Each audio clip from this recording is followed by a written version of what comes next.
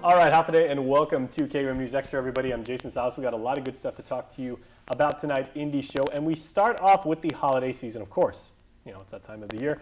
And holidays on Guam mean two things, at least two things. It means warm, friendly, family vibes, and of course, really, really good music. And so, without further ado, we bring back our very good friend, Steve Bednarczyk, who is the impresario. Impresario, I like that. I was going to go with music director and conductor. Okay, For well, the Guam Symphony Society, but impresario is good. give me a little tagline on your business card next time. Yeah, impresario. I like that. I'm gonna. gonna put that on there. Okay, yeah. Nice long word too. You'll Yeah. meet a lot of people and they'll say, Yeah, what is that? produce some things like that. Yeah. So we have our annual Seaside concert coming Yes. up. Has it been a year already? It's been a year.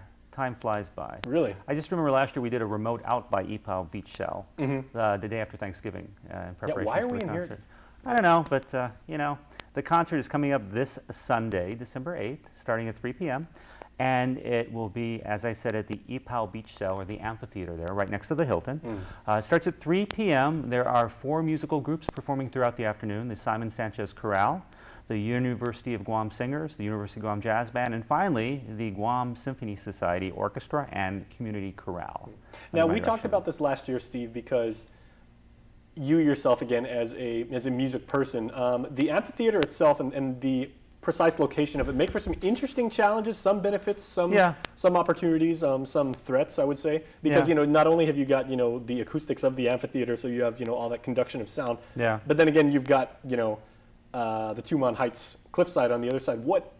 Sonically, what challenges does that present for you? Well, sonically, we've kind of controlled a few things. We try to rent out the spaces behind it to avoid noise coming from the other pavilions behind it. That'll work. And, you know, we kind of have to cross our fingers with the traffic going by over there. But we do get a lot of just natural amplification from the concrete structure itself.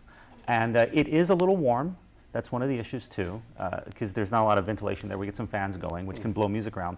But it's actually, sonically, it's not bad. If you've ever been in a concrete structure, there's a lot of reverberation and stuff. Sounds very full and very rich. So it's a good sounding venue for us. Yeah, the bass really resonates when you use that kind. If you have like a lot of people like with a low end. Yeah, and we do amplify things thanks to Sounds Unlimited with Henry Sherrard. So we do have some amplification coming out of it. I know the OG singers will be on mic.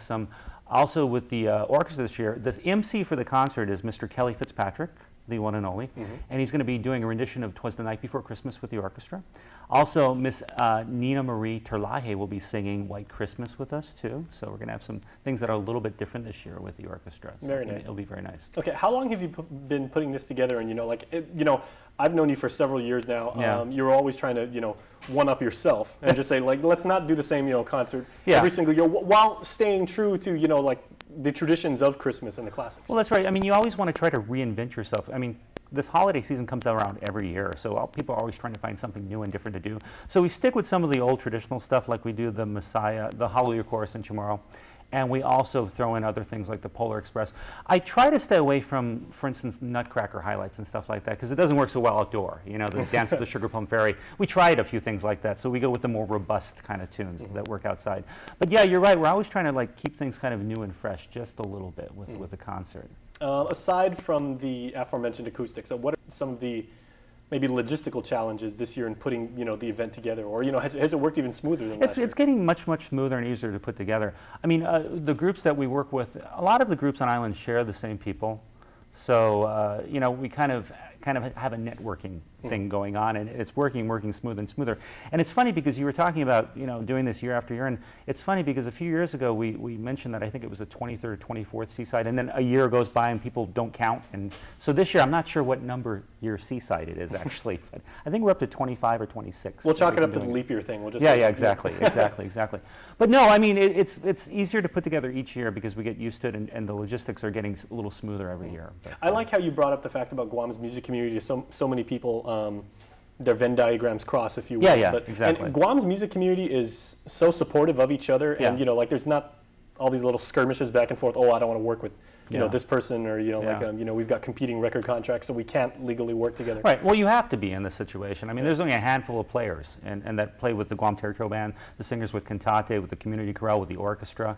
I mean, you know, there's a finite number of musicians on island. Occasionally we get some people coming through. Also, it's very fluid here, too. People come and go. You know, we get some people coming in from the military that can play for a couple of years, and then they're gone. So you might want to program specifically for a strong, you know, musician that you have for a couple of years. So. Now, one of the hallmarks of a Steve Bednarczyk project, I would say, is you always throw in something kind of like last minute as a twist, maybe something even you didn't expect and everything. Are you planning on some, like final holiday themed surprise? Well, are you playing Santa, basically? I'm not playing Santa this year. We do have a Santa. That Figuratively or literally? No, literally or figuratively, I'm not playing Santa. We do have Santa Claus showing up on a Carabao, and there is the annual picnic basket competition to go along with everything. So it's a very family-friendly event, lots of fun, and it will not rain as usual. It's going to be great weather. So starting at 3 o'clock this coming Sunday, running till about sundown at 6 o'clock at the Ypao Beach Shell, the annual Seaside Concert put on by the KUAM Symphony Society. And, if there are any surprises, you'll have to come see what happens. You can't get a tease for an event much more perfect than that. All right, that is going to be Sunday the 8th. Make sure to check out Steve and the entire group. You will not regret that you did. Stay tuned. We are back with more show right after this.